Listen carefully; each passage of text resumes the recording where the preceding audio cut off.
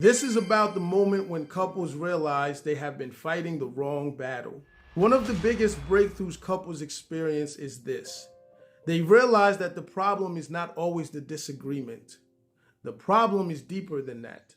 It is what happens after the disagreement. Many couples have learned how to argue.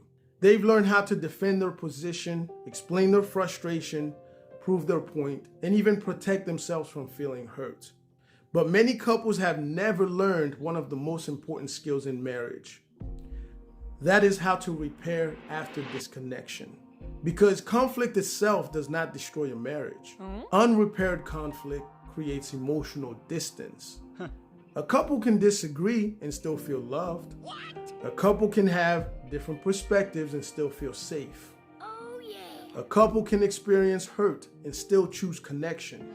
The difference is often found in the ability to repair. Many couples know how to express their pain, but they struggle knowing how to reconnect after the pain has been expressed. They know how to say, "You hurt me," but they struggle to say, "I still want us." They know how to communicate frustration, but they struggle to restore emotional safety. Wow. A powerful marriage practice is this. Practice one repair attempt during every conflict. Before the conversation becomes a battlefield, choose connection. This is where you pause and you say, "I don't want us to be disconnected right now." Those simple words communicate something very powerful. They communicate that my feelings matter, but our relationship matters too. My hurt is real, but my love is still here. My goal is not to defeat you, but my goal is to understand you and find my way back to you.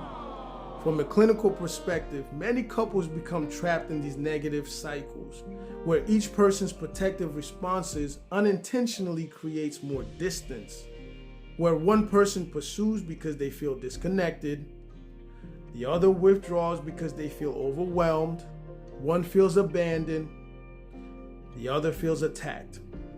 The cycle continues until both people begin fighting against the pattern instead of fighting against the person they love. This is where I work with Christian couples and individuals. This is where I help couples and individuals identify the deeper emotional, relational, and spiritual patterns that are keeping them stuck in conflict, distance, and even loneliness.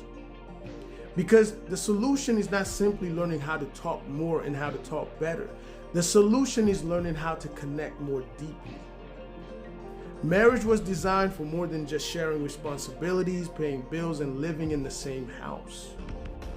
Marriage was designed for deep covenant, partnership, friendship, emotional safety, intimacy, and love.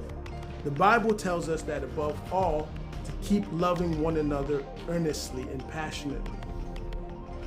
If you feel like roommates instead of lovers, the first step is not to blame. The first step is understanding the pattern. Because when you understand the cycle, you can begin to change the cycle. Healing is possible. Trust can be rebuilt. Connection can be restored. The journey back to each other begins with one intentional step at a time.